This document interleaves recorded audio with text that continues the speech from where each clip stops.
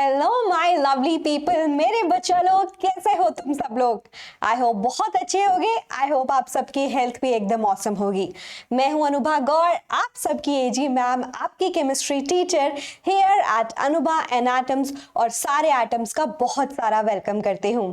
तो स्टूडेंट्स, क्या हाल चाल, कैसे हो, क्या कर रहे हो। आई होप सब लोग बहुत ही बढ़िया होगा। एंड आपके डिमांड पे हमने यहाँ पे इस चैनल पे क्लास 10th में फिर से स्टार्ट कर दिया है। अगर आप देखेंगे तो आपको क्लास 10th के जितने भी केमिस्ट्री के चैप्टर्स हैं उन सब के वन शॉट इस चैनल पे मिल जाएंगे। बट फिर भी मैं चाहती हूँ कि हर एक चैप्टर को हम डिटेल से, वैसे मैंने डिटेल से पढ़ा है, आपको ऐसे सेशंस में मिल जाए जो अप्रोक्सीमेटली 1 आवर या उससे कम ड्यूरेशन के हो। आपको कोई पर्टिकुलर टॉपिक रिवाइज करना हो, आप अच्छे से कर पाए।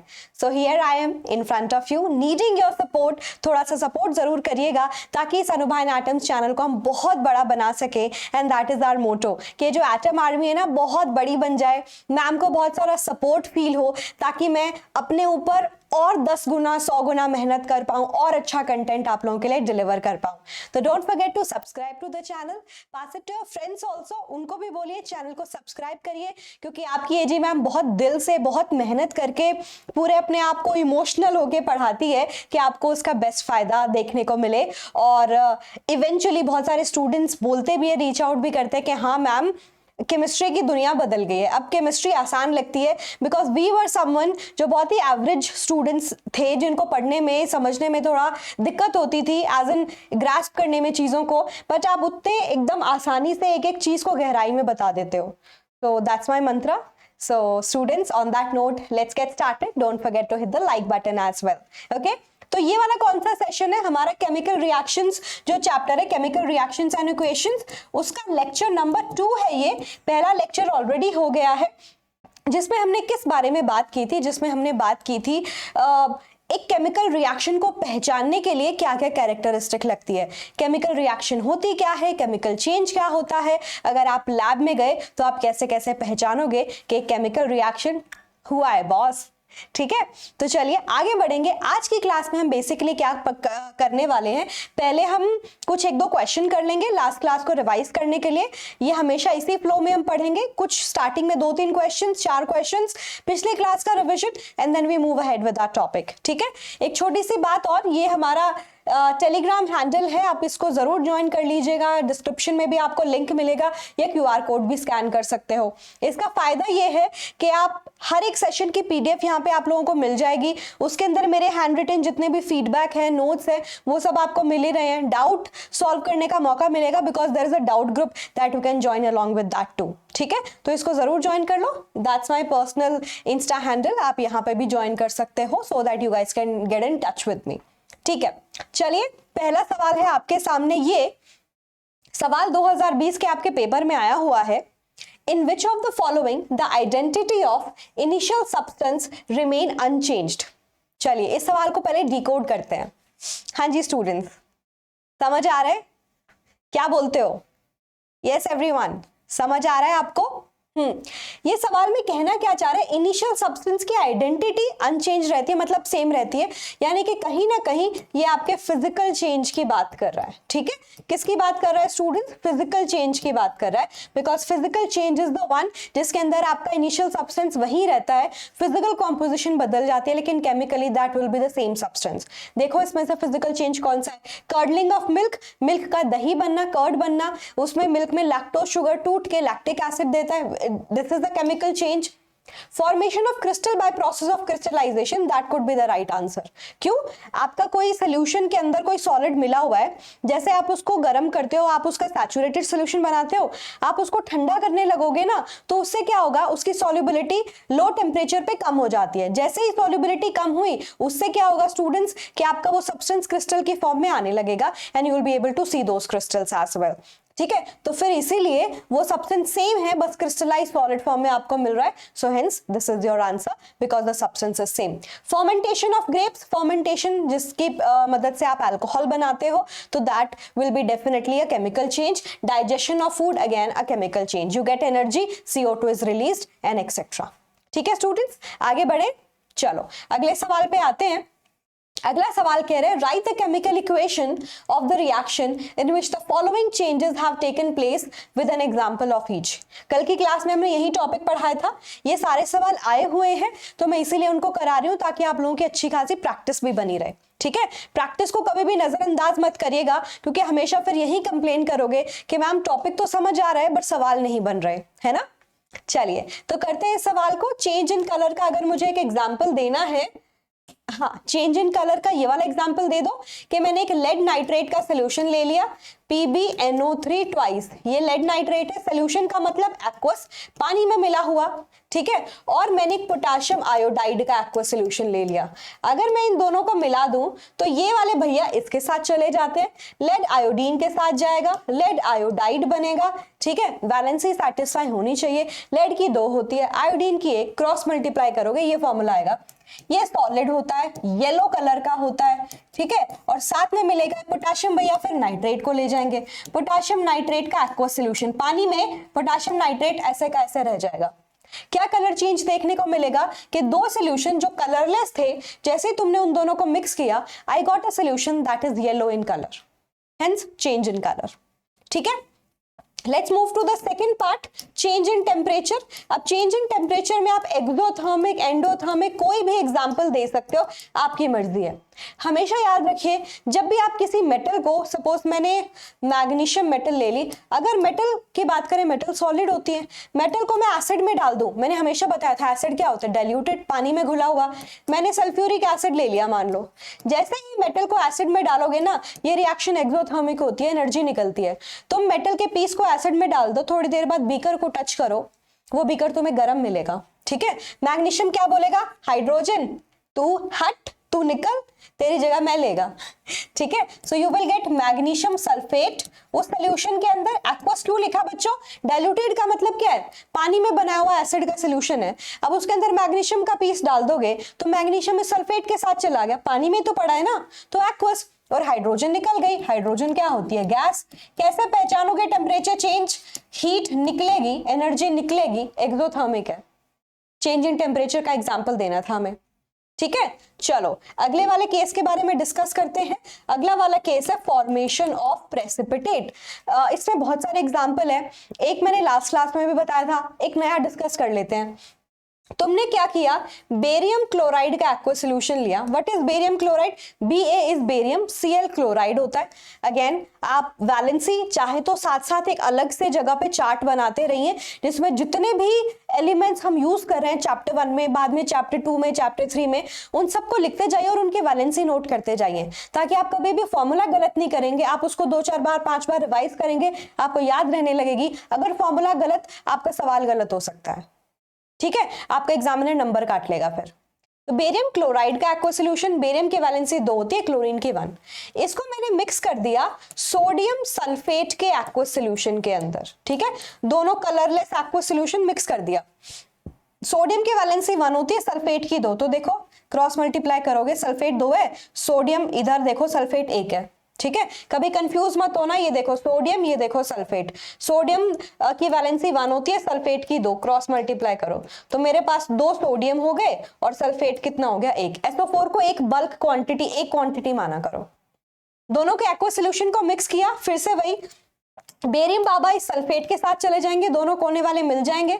बेरियम सल्फेट के तुम्हें प्रेसिपिटेट मिलते हैं, सॉलिड व्हाइट कलर के प्रेसिपिटेट मिलते हैं। दोनों एक्वा सॉल्यूशन को मिक्स किया, तुम देखोगे मिल्की मिल्की होने लगता है और व्हाइट कलर के प्रेसिपिटेट नीचे सेटल हो जाते हैं। प्रेसिपिटेट लास्ट क्लास में बताया था, सॉलिड इनसोल्यूबल प्रोडक्ट, सॉलिड है, इनसोल्यूबल है, पानी में नहीं घुलता, इसीलिए प्रेसिपिटेट है।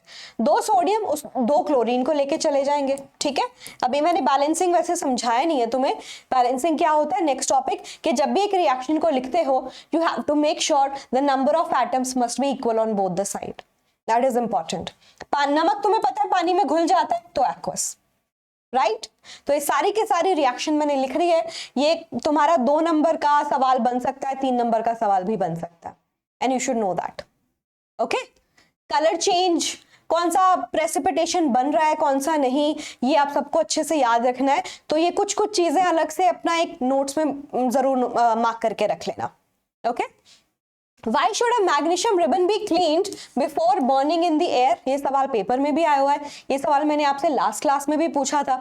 कैसे सॉल्व करोगे इसको कि मैग्नीशियम रिबन को हम क्लीन क्यों करते हैं? हमारी इसके ऊपर चर्चा हो चुकी है ना स्टूडेंट्स, कि जो मैग्नीशियम होता है एक एक्टिव रिएक्टिव मेटल है, शांति से नहीं बैठ सकती। मैग्नीशियम भी लाइक मेरे को कुछ तो शरारत करनी है, आई कांट स्टे क्वाइट, ठीक है, तो उसको आसपास जो भी मिलता है उससे रिएक्ट कर लेता है। सबसे ज्यादा ऑक्सीजन उसको मिल रही है और ऑक्सीजन आराम से रिएक्ट भी कर लेती है आपके सब्सटेंस से। तो क्या होता है ना, इसके ऊपर एक मैग्नीशियम ऑक्साइड की लेयर बन जाती है। You can also call it a protective layer. वो उसको बचा भी रही है, एक ऐसी लेयर आ गई जो उसको रिएक्ट नहीं करने दे रही फर्दर। तो अब बाद में इसका कोरोजन नहीं हो रहा। कोरोजन का मतलब डिग्रेडिंग ऑफ द मेटल, है ना, वो नहीं हो रहा अब, ठीक है। तो क्लीन क्यों किया जाता है? मेरे को तो मैग्नीशियम से रिएक्ट कराना था, मैग्नीशियम को बर्न करना था, मेरे ऊपर तो मैग्नीशियम ऑक्साइड की लेयर आ गई, वो उसको थोड़ा सा कम रिएक्टिव बना देती है। मैग्नीशियम चाहिए ना मुझे, तो मैं उसको सैंड पेपर से स्क्रब करके हटा देती हूँ वो लेयर, ताकि मेरी मैग्नीशियम मेटल मिल जाए और मेरा काम हो जाए, ठीक है। सॉर्टेड है बच्चों? यो बोलते रहा करो चैट में जब तुम्हें लगे कि हाँ समझ आ गया है, सब सही चल रहा है मैम।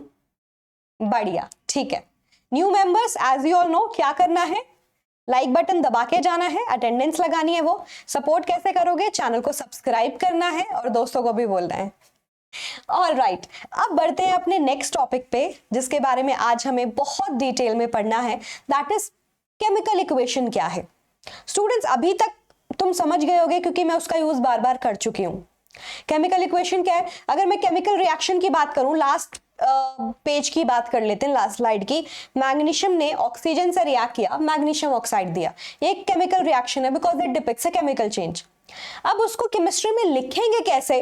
पहला तरीका ऐसे, मैंने लिखा मैग्नीशियम प्लस ऑक्साइड, मैग्नीशियम ने ऑक्सीजन के साथ रिएक्ट किया, ठीक है, मैग्नीशियम ने जैसे ऑक्सीजन के साथ रिएक्ट किया मैग्नीशियम ऑक्साइड बन गया। ये कहलाते हैं रिएक्टेंट्स, रिएक्टिंग स्पीशीज जो आपस में रिएक्ट करेंगे। दिस इज प्रोडक्ट, जो नया सब्सटेंस बनता है, that is new substance that is produce, that is product. अब इसको हम किस नाम से बुलाते हैं? It has a name and इसको हम बोलते हैं वर्ड इक्वेशन। इक्वेशन बेसिकली यही है कि जिसमें हम एक रिएक्टेंट्स को लिखें लेफ्ट हैंड साइड में, प्रोडक्ट को लिखें राइट हैंड साइड पे, और बीच में लगा दे एरो कि ये सब्सटेंस कन्वर्ट होके ये बना के दे रहे हैं, that's why this arrow, that is an equation. Word equation क्यों? क्योंकि मैंने पूरे वर्ड्स का यूज किया है। बट ये भी काफी लेंदी मेथड हो गया है ना। लेंदी मेथड कैसे हो गया? कई बार बहुत सारे आपको रिएक्टेंट प्रोडक्ट मिल जाएंगे, ऐसे लिखते लिखते सो बोरिंग। अच्छा मेथड क्या है? अच्छा मेथड ये है कि आप इनके सिंबल्स और फॉर्मूलाज यूज कर लो। एलिमेंट के सिंबल होते हैं, कंपाउंड के फॉर्मूला होते हैं, है ना। जैसे कि मैग्नीशियम मेटल का केमिकल सिंबल 9th क्लास से पढ़ के आए हो, मैग्नीशियम होता है। Oxygen is O2 because oxygen अकेले एग्जिस्ट नहीं कर सकता O की फॉर्म में, स्टेबल नहीं होता। दूसरे ऑक्सीजन को बोलेगा देख तू और मैं तो भाई भाई हैं, है ना, सेम है, सिबलिंग्स है, तो हमें अपना अपना प्यार शेयर करना चाहिए, तभी हम स्टेबल रहेंगे, तभी हम खुश रहेंगे। मोस्टली गैसेस इसी फॉर्म में एग्जिस्ट करती है, मोस्टली डायटोमिक फॉर्म में, दो जुड़ के। सिंबल्स ये क्या है? Chemical formula. कंपाउंड दो या दो से ज्यादा एलिमेंट से मिलकर बनता है, उसका केमिकल फॉर्मूला होता है, दैट इज मैग्नीशियम ऑक्साइड। तो what is a chemical equation? Chemical equation is a short hand notation, मतलब छोटे तरीके से लिखना, या तुम बोलो बहुत ही ब्रीफ तरीके से, बहुत ही कंसाइज तरीके से जब हम एक केमिकल रिएक्शन को लिखते हैं in terms of symbols and formula.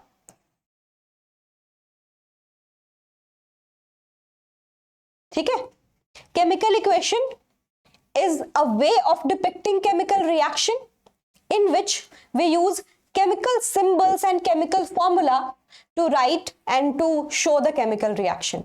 Shorthand या more concise method of writing a chemical reaction. Deal? Clear है सब? Sorted? फंडा क्लियर? मैम का पुराना डायलॉग। चलिए, अब बच्चे बोलेंगे मैम हमने आपको तब देखा था, तब से आप बहुत बदल गए।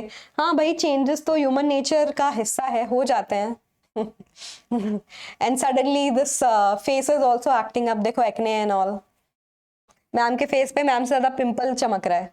कोई नहीं, पहले मैंने सोचा यार ऐसे पढ़ाऊंगी, ये वीडियो यूट्यूब पे पढ़ा रहेगा, बच्चे 3 साल बाद भी यही कमेंट कर रहे हैं मैम क्या हो गया आपको। देन आई थॉट पढ़ाना ज्यादा इंपॉर्टेंट है, बाकी सब बात की बातें हैं, दिल साफ होना चाहिए, है ना वो ज्यादा इंपॉर्टेंट है। कहीं तो पढ़ा था ये dialogue. Okay, let's move to the next part and let's discuss balance and unbalance chemical equation. अभी मैंने आपको केमिकल इक्वेशन समझाया कि केमिकल इक्वेशन क्या होती है, जिसमें हम एक केमिकल रिएक्शन को सिंबल्स एंड फॉर्मूलाज के टर्म में लिखते हैं। बैलेंस और अनबैलेंस ये तो बहुत ही नॉर्मल इंग्लिश भाषा के वर्ड है। बैलेंस का मतलब, लेट्स सपोज आप जाते हो एक किराने की दुकान पे, परचून की दुकान पे, आजकल तो डिपार्टमेंटल स्टोर बड़े बड़े खुल गए हैं, बट ठीक है समझ जाओ, वहां पे भी आपको मिलेगा। आपको सपोज चाहिए 1 kg मैंगो, तो आप जाओगे, वो एक साइड पे अपना 1 kg का वेट रखता है, दूसरे साइड पे मैंगो, और जब वो 1 kg हो जाता है तब आपको देगा, है ना। That means that is balance, कि जितना वेट है उतना ही आपका दूसरी तरफ भी सब्सटेंस है। तो यहाँ पे केमिस्ट्री का क्या रोल है, तो बैलेंस केमिकल इक्वेशन का मतलब है बैलेंस है, एक साइड ये चीज मानो, दूसरी साइड ये दोनों में बैलेंस है। मतलब जितने एटम्स इस साइड पे लिखे हुए हैं अपने रिएक्टेंट में, उतने ही एटम प्रोडक्ट साइड पे भी लिखे हुए होने चाहिए। एग्जाम्पल, जिंक मेटल को मैंने सल्फ्यूरिक एसिड के साथ रिएक्ट कराया, और जैसे ही रिएक्ट कराया, आपको पता है मेटल को एसिड के साथ रिएक्ट कराओगे क्या होगा, मेटल हाइड्रोजन गैस को क्या बोलता है, तू निकल, तेरा कोई काम नहीं है अब, ठीक है, तेरी जगह मैंने ले लिया अब। Zinc sulphate, hydrogen gas. देखते दोनों side number of atom same है कि नहीं, एक जिंक एक जिंक, 2 हाइड्रोजन 2 हाइड्रोजन, एक पूरा सल्फेट एक पूरा सल्फेट। जब आप चेक करते हो ना, तो ये जो आपकी मल्टी एटम्स वाले आयंस होते हैं ना, पॉली एटॉमिक आयन बोलते हैं, इनको एक मान लिया करो, एक एंटिटी। तो अब देखो बैलेंस है कि नहीं, बिल्कुल बैलेंस है। बैलेंस केमिकल इक्वेशन ये है। So balance chemical equation is the chemical equation in which the number of atoms of reactant and product are equal। ठीक है। अनबैलेंस केमिकल इक्वेशन का एग्जांपल, बैलेंस नहीं है, दोनों side number of atom very कर सकते हैं। ठीक है, अगर मैं मैग्नीशियम को ऑक्सीजन के साथ रिएक्ट करा रही हूं, ये बना के दे रहा है बच्चों मैग्नीशियम ऑक्साइड। एक मैग्नीशियम इधर है, एक मैग्नीशियम इधर है, 2 ऑक्सीजन इधर है, इधर तो एक ही ऑक्सीजन है, तो ये क्या बन गई, अनबैलेंस्ड।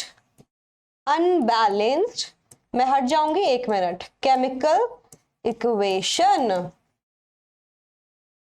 अनबैलेंस्ड केमिकल इक्वेशन एक ऐसे केमिकल इक्वेशन, दोनों साइड बैलेंस नहीं है। दोनों साइड बैलेंस नहीं है मतलब number of atoms of reactance is not equal to number of atoms of product। ठीक है, दोनों side number of atoms equal नहीं है। अब हमें ये चीज ध्यान रखनी है कि दोनों side number of atoms equal होने चाहिए बच्चों। ठीक है, होने क्यों चाहिए, क्योंकि हमारे लेवॉइजर बाबा, एंटोइन लेवॉइजर जिनका नाम था, वो हमसे क्या कह के गए हैं, एंटोइन लेवॉइजर, एक बार स्पेलिंग देख लेना, हो सकता है कुछ तो मिसिंग हो।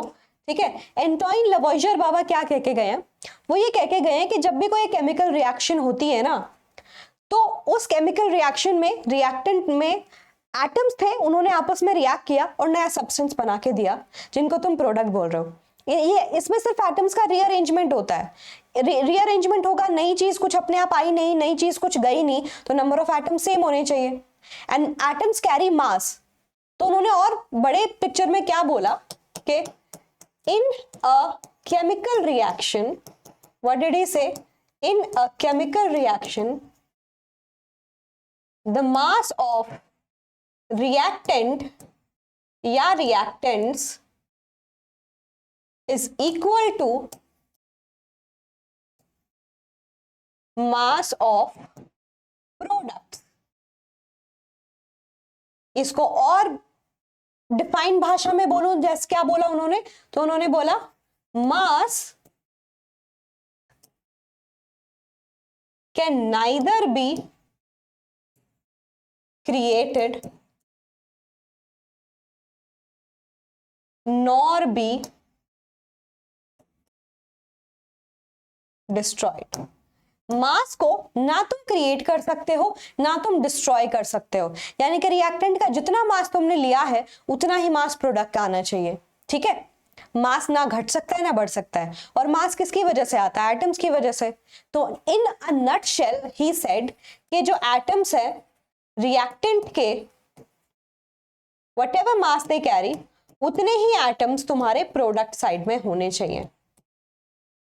तो इसको तुम डिफाइन करके ऐसे भी बोल सकते हो दैट एटम और atoms can neither be created nor be destroyed। ना तो एटम को तुम बना सकते हो अपने आप एक केमिकल रिएक्शन में, ना तुम उसको डिस्ट्रॉय कर सकते हो। कि ऐसा नहीं होगा अपने आप कोई एटम आके ऐड हो गया बाहर से, या अपने आप कोई एटम निकल गया। नंबर ऑफ एटम दोनों साइड सेम होने चाहिए। इसको हम एक लॉ के नाम से बुलाते हैं, and that law is called as law of conservation of mass। This is a very good question and had asked in exam that why a chemical reaction have to be balanced, has to be balanced। क्यों balance होनी चाहिए? So now you have the answer। A chemical reaction must be balanced to follow the law of conservation of mass, because atoms in a chemical reaction can neither be created nor be destroyed। तो दोनों side atom ना destroy हो रहे हैं ना बन रहे हैं, सेम एटम्स का बस रीअरेंजमेंट हो रहा है, तो दोनों साइड एटम्स सेम होने चाहिए। गॉचा? यो एवरीवन चैट में लिख दो जल्दी से, यो मैम। Yes, wonderful. चलिए फिर आगे बढ़ते हैं। ये तो समझ में आ गया कि एक रिएक्शन बैलेंस होनी चाहिए। अब बात आता है बैलेंस करते कैसे हैं, बैलेंसिंग क्या है, मतलब क्या करना है बेसिकली हमें। तो पुरानी रिएक्शन से ही स्टार्ट करते हैं, जिसमें मैंने क्या लिखा था कि एक मैग्नीशियम ऑक्सीजन के साथ रिएक्ट करके मैग्नीशियम ऑक्साइड बना के दे रहा है, यही था। तो बैलेंसिंग का मतलब क्या? नंबर ऑफ एटम सेम, एक मैग्नीशियम दो ऑक्सीजन, यहाँ पे भी दो होने चाहिए जो नहीं है। तो इस केस में पहला स्टेप यही है कि तुम केमिकल रिएक्शन को लिखो। दूसरा स्टेप ये होता है कि तुम इनके साथ कोई छेड़छाड़ नहीं कर सकते। एटम्स को इक्वल करने के लिए you can not do this कि दो ऑक्सीजन है ना, इधर दो लगा दो। This will be really wrong, एकदम गलत हो जाएगा। क्यों? एक केमिकल फॉर्मूला को तुम बदल नहीं सकते। एक केमिकल फॉर्मूला में उनके चार्जेस, उनकी वैलेंसी इन्वॉल्व होती है, और वो केमिकल फॉर्मूला में जब तुम चार्ज को क्रॉस मल्टीप्लाई कर रहे हो ना, that mean that is neutral, that mean that is stable. कहने का मतलब एक मैग्नीशियम के ऊपर +2 चार्ज है, एक ऑक्सीजन के ऊपर -2 चार्ज है। Total positive and total negative charge क्योंकि इक्वल है, मतलब ये तुम्हारा बनने वाला जो कंपाउंड है वो न्यूट्रल है, और एक कंपाउंड हमेशा न्यूट्रल होना चाहिए। ठीक है, क्रॉस मल्टीप्लाई किया 2 अगर 2 लिखोगे तो भी हमें पता है सिंपल होल नंबर फॉर्मूला लिखेंगे तो MgO हो गया। That's why you can not change the formula. तो फिर हम क्या करते हैं, ये मैग्नीशियम है, इसके स्टार्टिंग में मैं एक ऐसे डब्बा बना रही हूं, ये ऑक्सीजन है, इधर मैंने एक डब्बा बनाया मैग्नीशियम ऑक्साइड। ये क्या है कि तुम फॉर्मूला चेंज नहीं कर सकते, तो तुम नंबर ऑफ एटम्स को इक्वल कैसे करोगे बच्चों? तुम उनको इक्वल करने के लिए आगे कुछ नंबर लिख सकते हो, होल नंबर। जरूरी नहीं है, रैशनल नंबर भी हो सकता है, बट 10th में इतना ही है कि आगे किसी एक नंबर से तुम इसको मल्टीप्लाई कर देते हो, so that the overall equation will have the same number of atoms। और उसको हम किस नाम से बुलाते हैं? we call it stoichiometric coefficient। ठीक है, इसको हम किस नाम से बुलाते हैं? stoichiometric coefficient। What is the stoichiometric coefficient? Math में पढ़ते हो coefficient, यही तुम्हारे नंबर्स तुम x y z से डिनोट भी कर सकते हो, बाद में तुम x y z की वैल्यू निकालो। so these are some numbers that helps us। stoichiometry का मतलब क्या होता है? मेजरमेंट। बहुत आसान भाषा में बोलूं तो मेजरमेंट ऑफ एलिमेंट्स, के दोनों साइड जितने भी एटम्स और एलिमेंट्स है वो इक्वल आए, उसका मेजरमेंट करना, और कोफिशिएंट की हेल्प से, यानी कि उन नंबर्स की हेल्प से। ठीक है, तो उसको स्टोइकोमेट्रिक कोफिशिएंट बोलेंगे, वो हम आगे मल्टीप्लाई करते हैं। उसको करने के लिए एनसीईआरटी क्या बोलता है कि तुम कर लो, एक टेबल बना लो ऐसे। बहुत अच्छे ड्राइंग स्किल्स नहीं है हमारे, तो प्लीज एडजस्ट कर लेना, ठीक है। तुम टेबल में इधर क्या लिखोगे, एक तरफ मेरा रिएक्टेंट है, एक तरफ मेरा प्रोडक्ट है, दोनों नंबर ऑफ एटम्स मेरे को सेम चाहिए, तो इधर क्या लिखोगे, एक है मेरे पास मैग्नीशियम के number of atoms, number of atoms इधर लिखो तो, ठीक है, किसके, मैग्नीशियम के, इधर है तुम्हारा ऑक्सीजन, और क्या है ये, यहां पे तुम लिख लो एलिमेंट लिख लो, सॉरी, टाइप ऑफ एलिमेंट या टाइप ऑफ एटम, एटम या एलिमेंट जो हमने यूज किया है। इधर हम क्या लिखेंगे, number of atoms in the reactant side, इधर number of atoms in the product side. एक मिनट,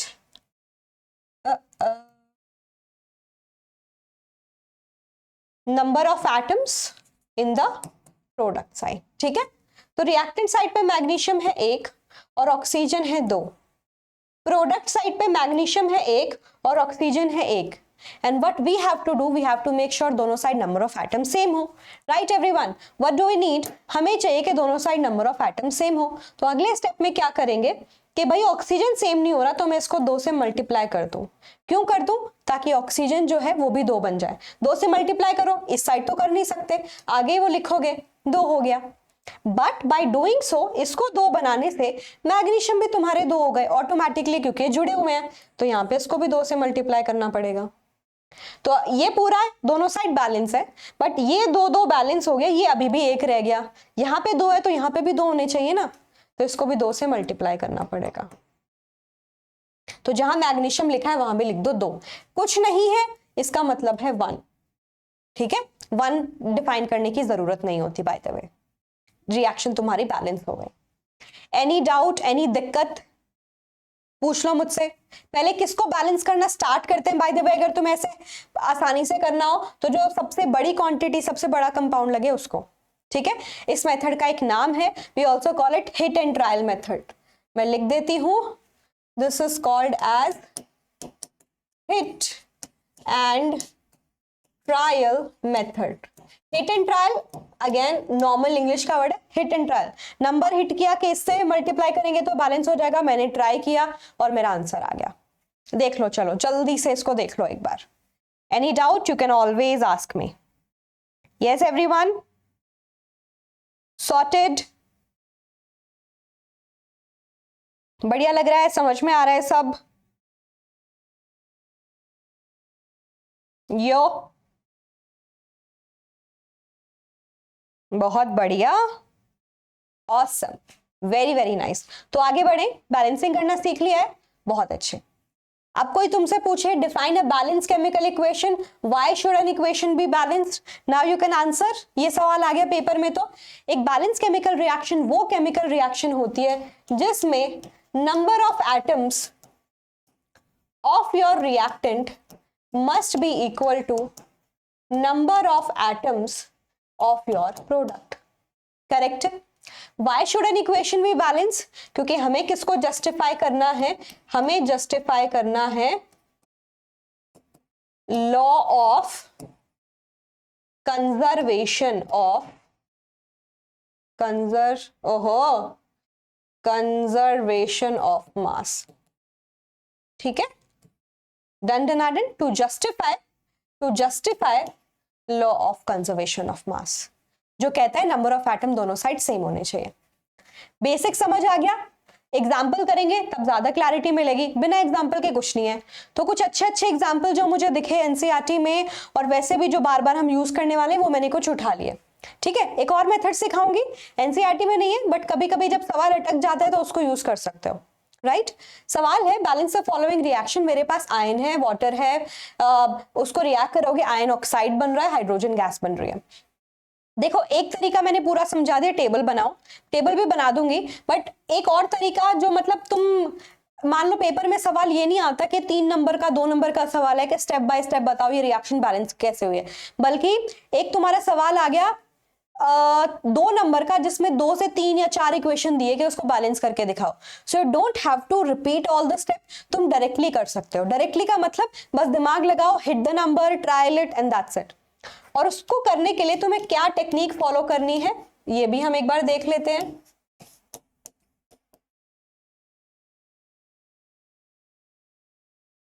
देखो, सबसे पहले जब आपको बैलेंस करना हो ना, तो हमेशा मेटल से बैलेंस करो सबसे पहले। और अगर बोलो कि मैम एक से ज्यादा मेटल है तो कैसे डिफाइन करें, जिस आइडिया वाइज जिसका थोड़ा ज्यादा, जो ज्यादा हैवी है उसको पहले बैलेंस कर दो। यहाँ पे तुम्हारी मेटल बस आयन है तो आयन को बैलेंस कर दो, आयरन, आयन, ठीक है। 3 आयन है यहाँ पे तो मैं यहाँ पे 3 लगा दूं, मेरे आयन बैलेंस हो गए।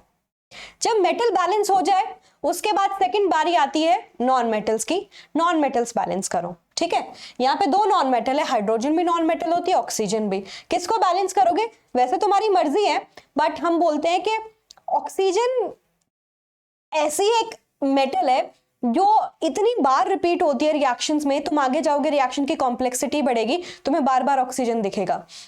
तो अगर कोई सब्सटेंस एक रिएक्शन में बार बार रिपीट हो रहा है, रिएक्टेंट एंड प्रोडक्ट में 2 बार तो मिलेगा ही मिलेगा, एक बार रिएक्टेंट साइड एक बार प्रोडक्ट साइड, तभी तो रिएक्शन होगी, ठीक है। 2 बार तो मिलेगा, उससे ज्यादा मिल रहा है ना, तो ऐसे सब्सटेंस को सबसे लास्ट में बैलेंस करते हैं। And this happens with oxygen, कि ऑक्सीजन बार बार रिपीट होता है। सेकंड नंबर पे आता है हाइड्रोजन। तो we always say to students कि जब आपको ऑक्सीजन हाइड्रोजन में ये सब मिले बार बार रिपीट, पहले ऑक्सीजन को बैलेंस कर दो फिर hydrogen. But again only in that case जब वो बार बार रिपीट होते हुए दिखाई देते हैं। यहाँ पे तो ऐसा कुछ नहीं है, हाइड्रोजन एक बार है, ऑक्सीजन भी एक बार है, तो तुम अपनी कन्वीनियंस के हिसाब से बैलेंस कर सकते हो कि जैसे यहाँ पे 4 ऑक्सीजन है, यहाँ पे एक ही है, बैलेंस करने के लिए मैं आगे 4 लगाऊंगी ताकि ऑक्सीजन का नंबर सेम हो जाए। हाइड्रोजन कितने बन गए, 4 इंटू 2 8 हाइड्रोजन बन गए। यहाँ पे है 2, 2 को किससे मल्टीप्लाई करूं, 8 आ जाए, 8 आ जाए 4 से, तो यहाँ आ गया 4, रिएक्शन हो गई balance. Let me know students you got it. अगली बार कभी तुम बोलो कि हाँ मैम टेबल से समझा रहा, आप एक बार समझा दो, तो हम ऐसे टेबल भी बना देते हैं, ठीक है। इधर हम एटम या एलिमेंट को लिखेंगे, एक सेकेंड इसको थोड़ा ढंग से लिख लेते हैं। टाइप ऑफ एटम या जो भी एलिमेंट तुमने यूज किया है, ठीक है। इधर हम लिखेंगे number of atoms reactant side पे, number of atoms product side पे, ठीक है। अब देखो कौन कौन सा था मेरे पास atom, type of atom ion था, मेरे पास था हाइड्रोजन और मेरे पास था ऑक्सीजन, यही था बच्चों। रिएक्टेंट साइड पे आयन कितना है 1, मैंने बैलेंस नहीं किया, ये देख लो। हाइड्रोजन कितने हैं 2, ऑक्सीजन कितना है 1। इधर देखो आयन कितना है 3, हाइड्रोजन कितना है 2, ऑक्सीजन कितना है 4। 2 हाइड्रोजन कितना है, आई मीन ऑक्सीजन कितना है 4, ठीक है। बैलेंस करेंगे, मेटल से स्टार्ट करो, इधर 3 तो इधर भी 3 लगा दो, ठीक है। तो जहां पे इधर लिखा है वहां पे 3 कर दो। हाइड्रोजन देखो 2 2, चलो बैलेंस है। ऑक्सीजन देखो 1 और 4, इसको 4 बनाएंगे, 4 से मल्टीप्लाई कर दो, तो जहां रिएक्टेंट साइड पे ऑक्सीजन था वहां 4 लगा दो, यानी कि इधर। जब मैंने 4 लगाया क्या उससे कुछ फर्क पड़ा, एक और फर्क पड़ गया कि ऑक्सीजन के साथ साथ हाइड्रोजन भी अटैच थे, तो हाइड्रोजन भी अपने आप 4 से मल्टीप्लाई हो गए। क्योंकि अपने आप 4 से मल्टीप्लाई हो गए, क्योंकि 8 बन गए, तो इसको भी तो 4 से मल्टीप्लाई करना पड़ेगा। ये 4 कहाँ है, प्रोडक्ट की साइड पे कौन है, हाइड्रोजन, इसको 4 से मल्टीप्लाई कर दो, रिएक्शन हो गई बैलेंस्ड। एक बार चेक कर लो, दिक्कत है तो कोई पूछ लो। ये देखो, फिर मैं एक और तरीका तुम्हें बताने वाली हूँ, okay. We'll do some more techniques as well. Yes everyone, sorted, I think pretty much sorted. चलो एक और तरीका, ये हिट एंड ट्रायल मेथड है। एक और तरीका will be your algebraic method, ठीक है। एल्जेब्रिक मेथड को हम कैसे करेंगे, मैं ये वाला एरिया, ये वाला इरेज कर दूं, तुम समझ ही गए होगे, मेरे को बता दो एक बार, मैं इसको इरेज कर सकती हूँ if you guys are okay with that, ठीक है। मैं एक बार इसको इरेज कर रही हूँ,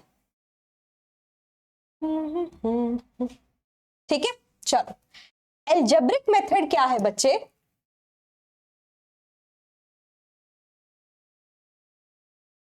हाँ, एल्जेब्रिक मेथड क्या है?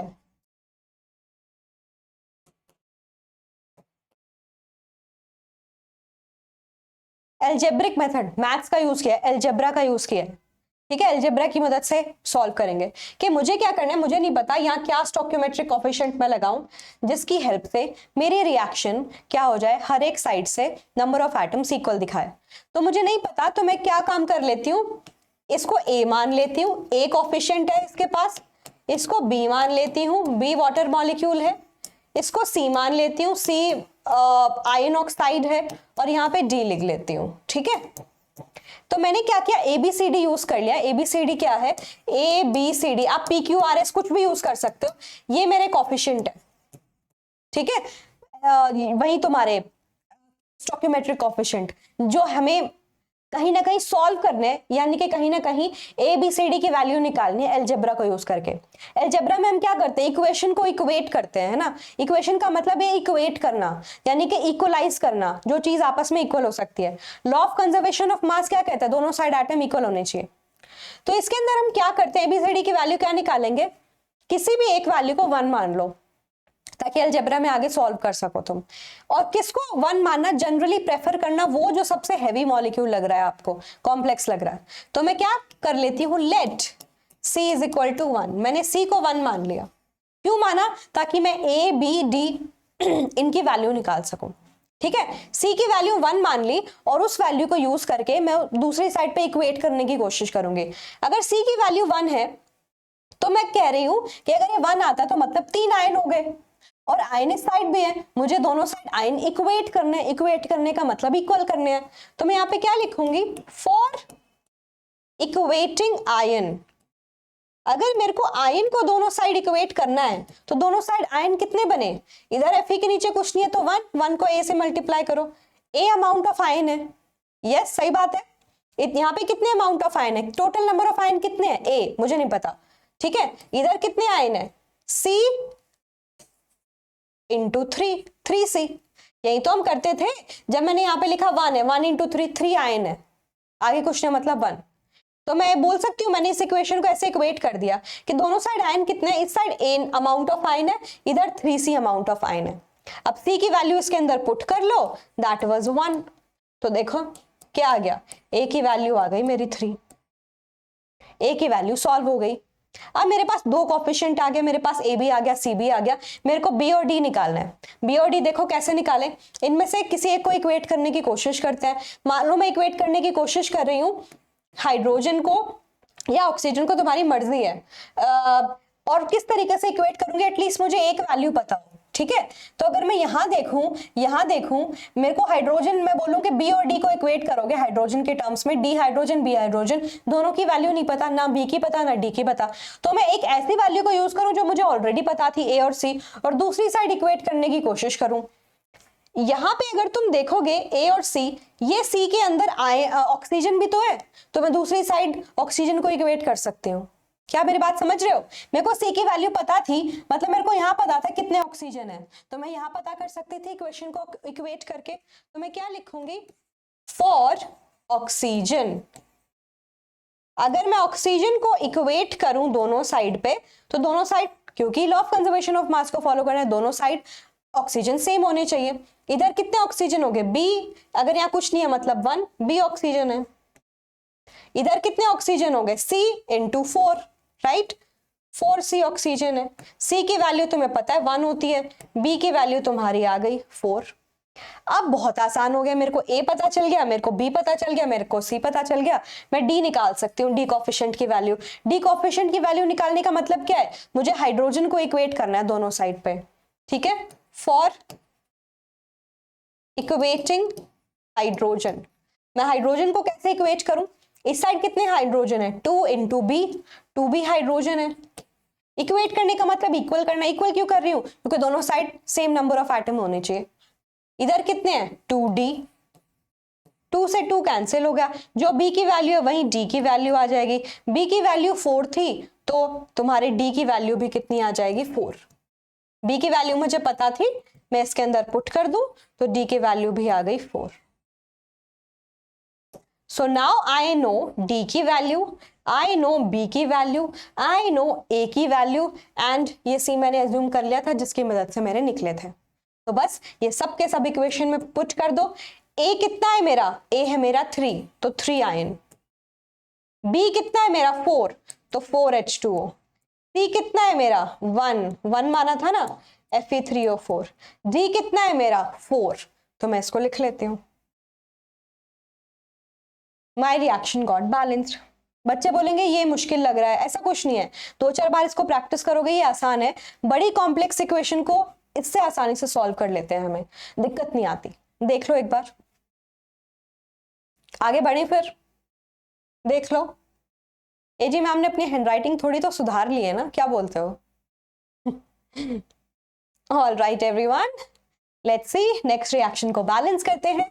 Photosynthesis reaction. फोटोसिंथेसिस में क्या होता है? फोटोसिंथेसिस में प्लांट CO2 गैस लेता है जो हमने छोड़ी है, वाटर लेता है अपने रूट से और क्या बनाता है अपना खाना, किसकी प्रेजेंस में? सनलाइट की प्रेजेंस में, क्लोरोफिल,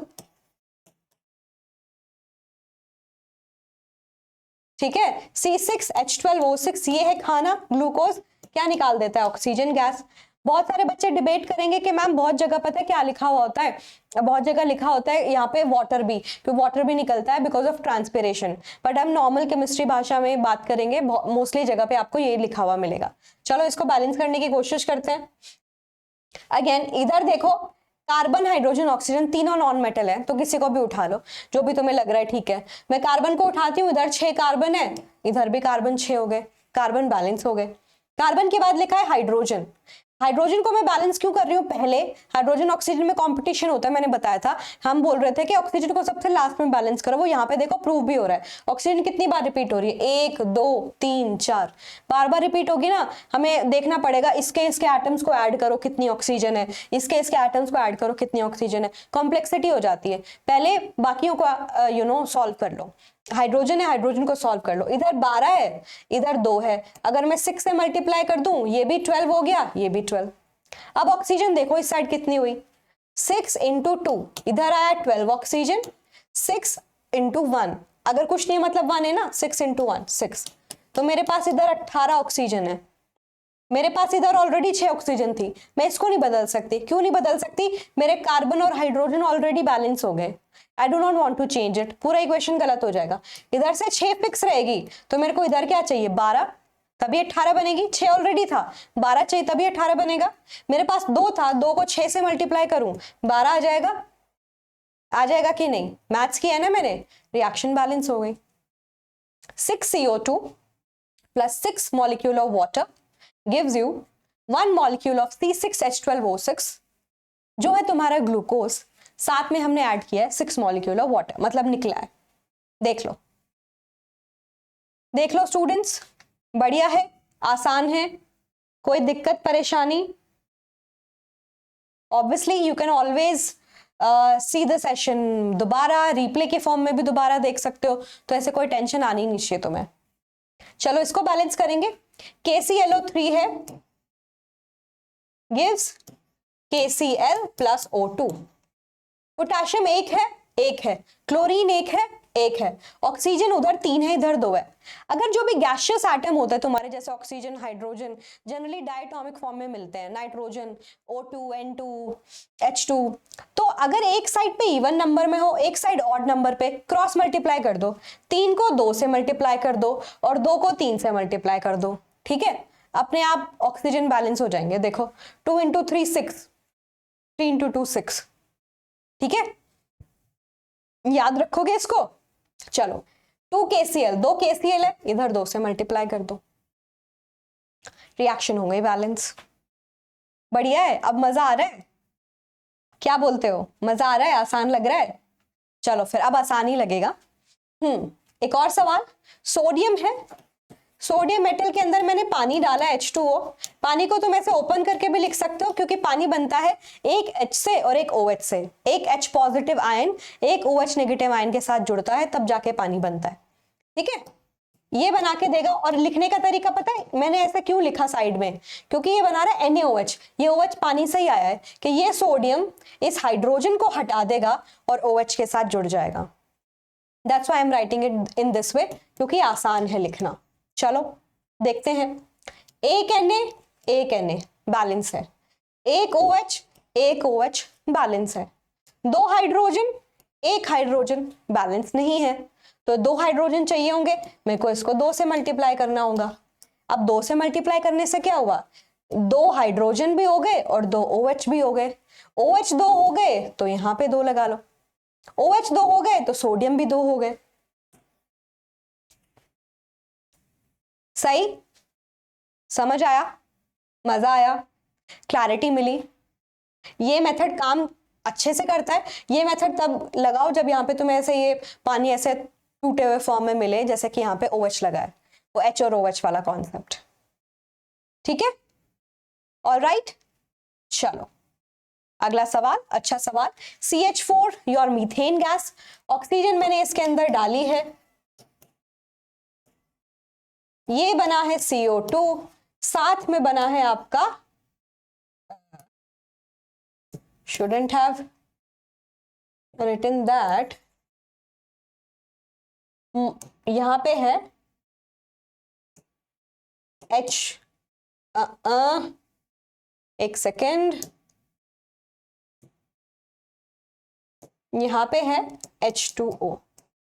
बैलेंस करें, कार्बन हाइड्रोजन ऑक्सीजन तीनों क्या है तुम्हारे, नॉन मेटल, जो ठीक लगे बैलेंस करना स्टार्ट कर दो। कार्बन दोनों साइड एक है, नो प्रॉब्लम। 4 हाइड्रोजन है, इधर 2 हाइड्रोजन है, 2 से मल्टीप्लाई कर दो, हाइड्रोजन दोनों साइड 4 हो गए। ऑक्सीजन देखो, इधर 2 है, इधर 2 और 2 4 है, 2 यहां से मिली O2 और यहां से भी 2 मिली। एक मत बोल देना, आगे स्टोइकियोमेट्रिक कोएफिशिएंट लगाए ना 2, उससे ये भी मल्टीप्लाई होगा, जो भी जितने भी एटम है, तो 2 है ये। 2 और 2 कितने हो गए, 4 ऑक्सीजन हो गए। 4 ऑक्सीजन कैसे बनाओगे, 2 से मल्टीप्लाई करके। रिएक्शन हो गई बैलेंस्ड। ठीक है, देख लो, रिएक्शन कर दी हमने बैलेंस्ड। ऑसम, इजी पीजी, बढ़िया। एक स्टेप आगे लेके चले जाते हैं। C4H10, वो वाली गैस तुम्हारी मीथेन गैस थी। ये क्या है बच्चों, ये जो है मेरी C4H10, ये ब्यूटेन गैस है, ये तुम्हारा LPG में यूज होती है। LPG बोले तो लिक्विफाइड पेट्रोलियम गैस, जिससे हम खाना बनाते हैं घर में, जो गैस सिलेंडर आता है। ठीक है, तो ये है C4H10 plus oxygen gives you CO2 plus H2O। Balance करते हैं, 4 कार्बन 1 कार्बन, 4 से मल्टीप्लाई कर दूं, बैलेंस। 10 हाइड्रोजन, इधर क्या है 2, 5 से मल्टीप्लाई कर दूं, 10 हाइड्रोजन हो गए। ऑक्सीजन यानी कार्बन हाइड्रोजन बैलेंस, इधर ऑक्सीजन कितने हो गए, 4 × 2 8 ऑक्सीजन एंड 5 × 1 5, 13 ऑक्सीजन हो गए। ठीक है, 13 ऑक्सीजन हो गए। अगर मैं यहाँ पे 13 लगा दूं बच्चों, क्योंकि 13 जो 13 है that is an odd number. अगर मैं 13 कैसे लिखूंगी, एक तरीका पता है क्या है, एक तरीका विल बी, बहुत ही नॉर्मल भाषा में समझाती है तुम्हें। अगर मैं यहाँ पे 13 ऑक्सीजन लिख दूं, ऑक्सीजन क्या है O2, तो यहाँ पे मेरे को क्या मिलेगा, 13 × 2, मेरे को 26 ऑक्सीजन के एटम मिलेंगे। क्या मैं गलत बोल रही हूँ, सही बोल रही हूँ ना मैं, कि अगर मेरे को यहाँ 13 ऑक्सीजन करने हैं, मेरे को नहीं पता, अगर मैं 13 लगा दूं तो मेरे को 26 ऑक्सीजन मिलेंगे। 26 का क्या करना है मेरे को, आधा, तब 13 आएगा, तो यहाँ पे आधा कर दो। समझ रहे हो, तो तुम क्या करो, इसको लिख लो 13/2। बच्चे बोलेंगे मैम ऐसे अलाउड होता है, यस हम ऐसे लिख सकते हैं। ठीक है, 26 ऑक्सीजन है, आधा करना है, इधर 13 ऑक्सीजन से आया था 26, तो यहाँ दोनों साइड 2 से डिवाइड कर दो, 13/2।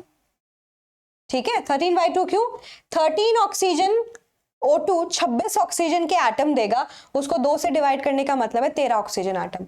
Reaction is balanced. दूसरा तरीका क्या है बच्चों, दूसरा तरीका ये है कि मेरे को इसको, ये जो 1/2 आया है नीचे, इसको हटाना था। ये जो 1/2 नीचे था, पूरी रिएक्शन को 2 से मल्टीप्लाई कर दो।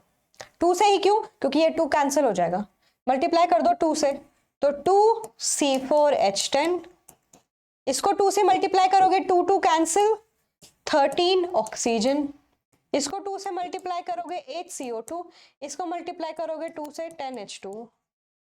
तुम्हें देखना है सही है कि नहीं, तो देखो 2 × 4 8 carbon 8 carbon, 2 into 10 20 hydrogen, 10 into 2 20 hydrogen, 13 into 2 26 oxygen, 8 into 2 16, 16 and 10 26 oxygen. Both are the correct way. कैसे भी लिख सकते हो, देख लो। Both are the correct way बच्चों, तुम कैसे भी लिख सकते हो, जैसे तुम्हें ठीक लगे। It's all up to you, yo all up to you, ठीक है। चलो फिर ये वाला रिएक्शन देखो, अच्छा सवाल है। Lead nitrate PbNO3 twice lead oxide NO2 और ऑक्सीजन। इस रिएक्शन को आगे पढ़ने भी वाले हो, बैलेंस करने की कोशिश करते हैं। Pb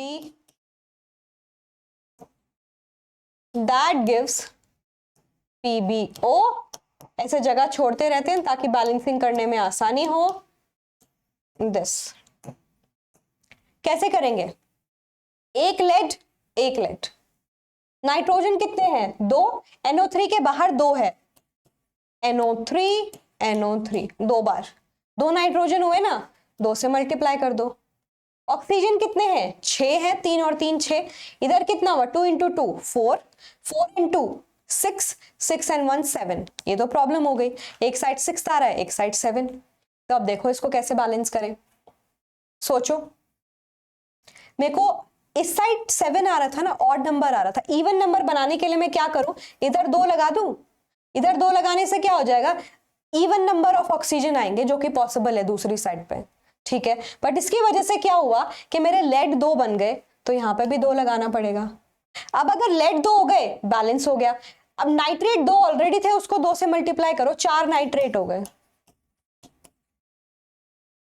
ठीक है। अगर 4 हो गए तो 2 की बजाय मुझे क्या लिखना पड़ेगा, इधर 4 लिखना पड़ेगा,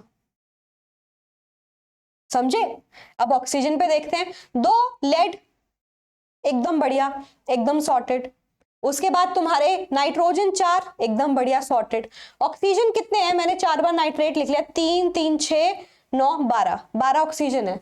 इधर कितने बने, 2 ऑक्सीजन। इधर कितने बने, 4 into 2 8 ऑक्सीजन। इधर कितने हैं, 2 oxygen. 8 into 10 into 12 oxygen. Balance हो गए रिएक्शन, चेक करो, बैलेंस हो गए रिएक्शन। एनी डाउट, एनी परेशानी, एनी दिक्कत? Hope you are getting it, hope you are able to understand you.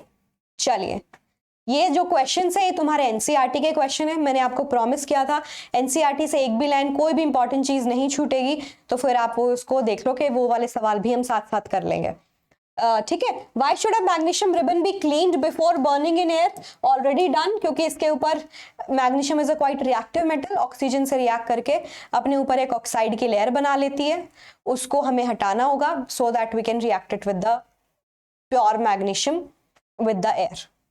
Balance equation लिखनी है, हाइड्रोजन क्लोरीन के साथ हाइड्रोजन क्लोराइड दे रहा है, H2 हाइड्रोजन है, Cl2 क्लोरीन है, हाइड्रोजन क्लोराइड दे रहा है HCl। 2 हाइड्रोजन है, 2 क्लोरीन है, तो यहां पे मैं 2 लगा दूं, बैलेंस हो गई रिएक्शन। बहुत ही आसान थी।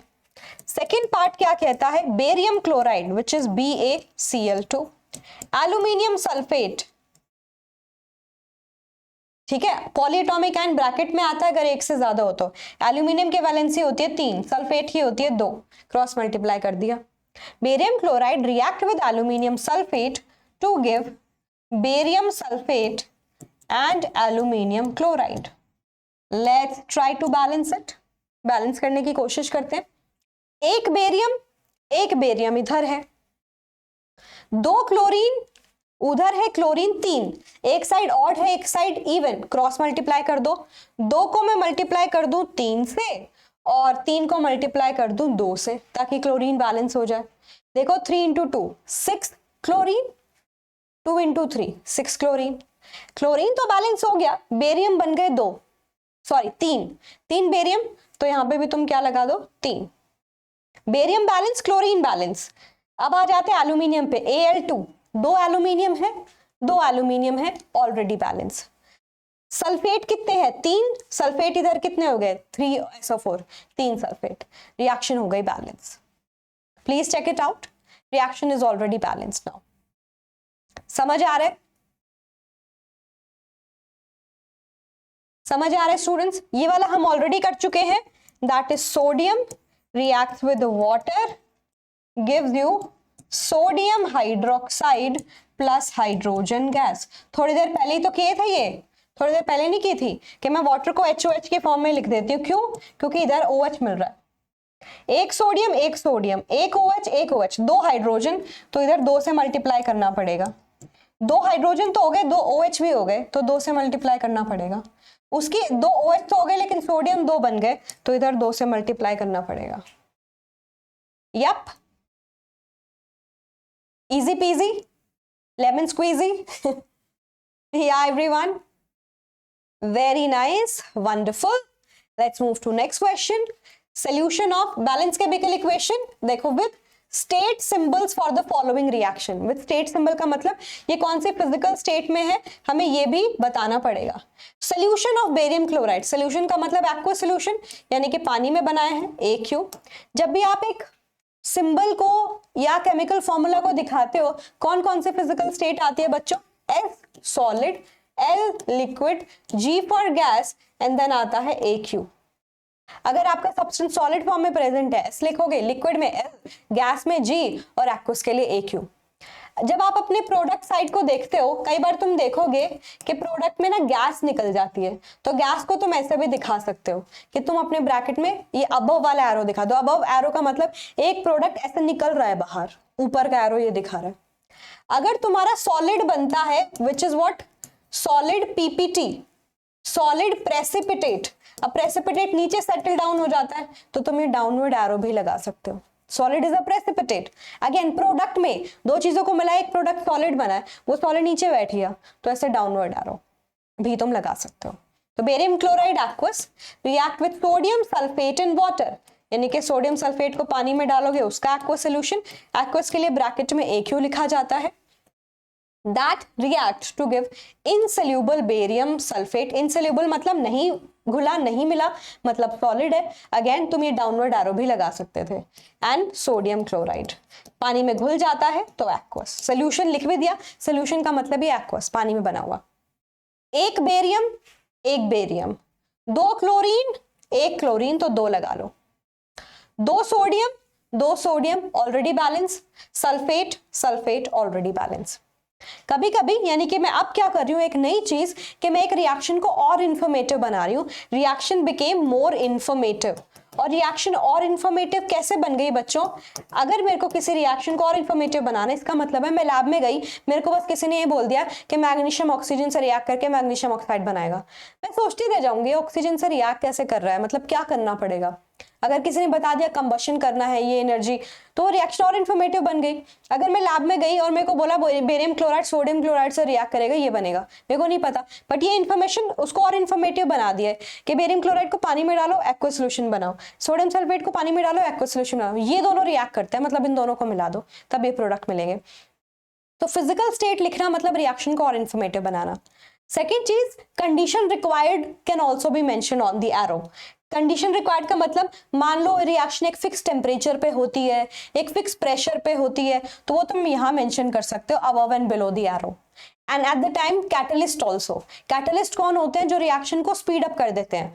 मान लो कोई रिएक्शन 4 घंटे में हो रही है, भाई 4 घंटे कौन क्या करेगा अगर किसी तरीके से रिएक्शन स्पीड अप हो जाए तो कैटलिस्ट कुछ और नहीं, कोई एलिमेंट कंपाउंड यही होते हैं जो हम ऐड कर देते हैं, जिनका काम है रिएक्शन को स्पीड अप कर देना, जो खुद तो रिएक्ट नहीं करते बट रिएक्शन को स्पीड अप कर देते हैं. मतलब रिएक्शन में खुद पार्टिसिपेट नहीं करेंगे, खुद रिएक्शन में कोई इंटरफेयर नहीं करेंगे, सिर्फ और सिर्फ रिएक्शन की स्पीड को बढ़ा देंगे, स्पीड अप कर देंगे. ठीक है, वो तुम above and below the arrow लिखते हो. अगला पार्ट है सोडियम हाइड्रोक्साइड सोल्यूशन. सोल्यूशन है तो पानी में, react with hydrochloric acid. Acid again तुम एक्वस भी लिख सकते थे, तुम डाइल्यूट भी लिख सकते हो. एसिड हम जनरली डाइल्यूट लेके चलते हैं, पानी में मिलाया हुआ. एक्वस भी लिख सकते थे by the way. Acid solution in water to produce sodium chloride solution. Sodium chloride solution मतलब वही एक्वस, पानी में बनाया हुआ, और देता है पानी. अब यहाँ पे एक्वस मत लिख देना, पानी तो लिक्विड होता है. एक्वस क्या है बच्चों? एक्वस एक सोल्यूशन है, लिक्विड नहीं है, सोल्यूशन है. एक्वस सोल्यूशन होता है, सोल्यूशन का मतलब एक से ज्यादा चीजें आपस में मिली होती है. पानी में मैंने नमक डाल दिया, एक्वस सोल्यूशन बन गया. पानी को मैं इकलौता देखूंगी लिक्विड है, नमक को मैं क्या होता है देखूंगी, सोडियम क्लोराइड सॉलिड है, आपस में मिल गया aqueous solution. Solution is when you have one solute and one solvent, ठीक है। पानी इज लिक्विड, राइट। रिएक्शन को बैलेंस करो, देखो इधर OH लिखा है तो मैं समझ गई कि जो पानी है ना वो HOH के फॉर्म में लिख लो, सॉल्व करने में आसानी होगी, ठीक है। अब देखो Na बैलेंस, OH बैलेंस, एक हाइड्रोजन बैलेंस, एक chlorine balance, reaction is already balanced. This is a balance chemical reaction already, see that. क्या है स्टूडेंट्स, ये एक बैलेंस केमिकल रिएक्शन है, ऑलरेडी रिएक्शन बैलेंस्ड है, कुछ करने की जरूरत नहीं पड़ी तुम्हें, ठीक है, बढ़िया। चलो ये सवाल आया हुआ है 2020 में, assertion reasoning. Following is a balance chemical equation for the action of steam on ion. Ion को मैंने किससे रिएक्ट कराया, स्टीम से, H2O, यानी कि पानी को मैंने स्टीम के फॉर्म में लिया, यानी कि रिएक्शन को मैं और इंफॉर्मेटिव कैसे लिखूंगी, आयन मेटल होती है तो सॉलिड, पानी जो है स्टीम में लिया है मतलब गैशियस, स्टीम क्या होता है, गैशियस फॉर्म ऑफ वाटर, इसको कन्वर्ट करके आयन ऑक्साइड बना रहा है, मेटल का ऑक्साइड सॉलिड। पानी क्यों नहीं, पानी कहीं है ही नहीं तो पानी कहां से आएगा, एक्वस। हाइड्रोजन क्या है, एक गैस है। क्या कह रहा है, following is a balance chemical equation, हमने की है, देख लेते हैं। 3 आयन बैलेंस है, 4 into 2 8 हाइड्रोजन बैलेंस है, और ऑक्सीजन 4 ऑक्सीजन बैलेंस है, तो यस असर्शन करेक्ट है। The law of conservation of mass hold good for a chemical reaction, ये भी सही बात है। असर्शन रीजनिंग कैसे चेक करते हो, पहले इंडिविजुअल स्टेटमेंट पढ़ो, असर्शन सही है, रीजन इंडिविजुअल स्टेटमेंट पढ़ो, पहले को भूल जाओ, सही है। अभी देखो क्या ये का मैं आंसर ये लिख सकती हूँ कि ये बैलेंस केमिकल इक्वेशन क्यों है, क्योंकि भाई नंबर ऑफ एटम्स इक्वल है, यानी कि उसने लॉ ऑफ कंजर्वेशन ऑफ मास को फॉलो कर रखा है तो वो बैलेंस है, यानी कि reason is the right explanation also. Then यही आंसर आएगा बच्चों, A. Both assertion and reason are true and reason is the correct explanation for the assertion. Gotcha? बहुत ही बढ़िया। राइट बैलेंस केमिकल इक्वेशन लिख लेते हैं, ये हम ऑलरेडी कर चुके हैं। जब तुम हाइड्रोजन को क्लोरीन से रिएक्ट कराओगे HCl बनेगा, तो 2 यहां पे 2 और 2 बैलेंस हो गया, ठीक है। बी पार्ट PB लेड, ऐसा सवाल पेपर में बहुत आता है, पेपर का आया हुआ सवाल है कि तुम्हें रिएक्शन ऐसे लिखी हुई मिलेगी वर्ड इक्वेशन के फॉर्म में, तुम्हें उसको ऐसे भी लिखना है विच इज स्केलेटल इक्वेशन, ठीक है। स्केलेटल इक्वेशन है जिसमें तुमने बस ढांचा लिख दिया, ढांचा का मतलब कौन से एलिमेंट्स कंपाउंड यूज करे हैं हमने रिएक्टेंट और प्रोडक्ट में, that's it. Lead react with copper chloride, copper की वैलेंसी 2 होती है, क्लोरीन की 1, तो बन गया formula. Gives lead chloride, lead की वैलेंसी भी 2 होती है तो PbCl2, ठीक है, लेड की वैलेंसी 2, क्लोरीन की 1, साथ में बन गया कॉपर। एक Pb 2 क्लोरीन, एक copper, reaction is already balanced, है ना, ऑलरेडी बैलेंस। लास्ट का देखो, zinc oxide plus carbon gives zinc plus carbon monoxide, board का आया हुआ सवाल है 2014 में। जिंक एक कार्बन एक ऑक्सीजन ऑलरेडी बैलेंस है, राइट, बैलेंस केमिकल इक्वेशन, ये दोनों तो ऑलरेडी बैलेंस थी। ले ऐसा सवाल भी आता है देखो बोर्ड में, बच्चों को कंफ्यूज करने के लिए हो सकता है दे दिया हो कि बच्चे सोचते रह जाएंगे यार कुछ तो गड़बड़ है दया टाइप्स। देखो है ना, सवाल आसान है, आई थिंक सो सवाल आसान है, ठीक है। तो I think we have done great number of questions, I hope आप लोगों को बहुत सारा कॉन्फिडेंस आया होगा। तो एक काम करिए, एक छोटा सा होमवर्क मैं भी आपको दे देती हूँ, इसको बैलेंस करने की कोशिश करिएगा बच्चों।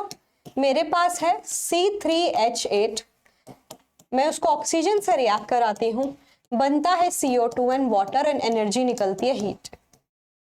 आपको क्या करना है, इस रिएक्शन को बैलेंस करके दिखाना है, ठीक है। This is your homework, please note down कर लो। C3H8 react with oxygen gives CO2 water, heat का कोई सिग्निफिकेंस नहीं है बट वैसे बताने के लिए कि एनर्जी निकलती है, कंबशन रिएक्शन, ऑक्सीजन में जल रही है, ये प्रोपेन गैस है C3H8, ठीक है। So hope you understood everything, hope आपको मजा आया हो। हमने बहुत सारे अच्छे अच्छे सवाल किए, बहुत सारी प्रैक्टिस की, ताकि ये कॉन्सेप्ट अब आपको आसान लगे, इजी पीजी लगे। लेक्चर पसंद आया हो, अच्छा लगा हो तो थम्स अप बटन जरूर दबाइएगा, अप्रिशिएट जरूर करिएगा, चैनल को सब्सक्राइब कर लीजिए, क्योंकि आपका पूरा सिलेबस बोर्ड एकदम केमिस्ट्री एकदम सॉर्टेड हो जाएगी, पूरे नंबर तुम लेके आओगे, कोई टेंशन की बात नहीं है, इतनी प्रैक्टिस तुम्हें मिलेगी और ऐसे ही लेक्चर्स मिलते रहेंगे प्रॉपर। ठीक है, thank you so much for watching. Don't forget to subscribe the channel, don't forget to share it among your friends.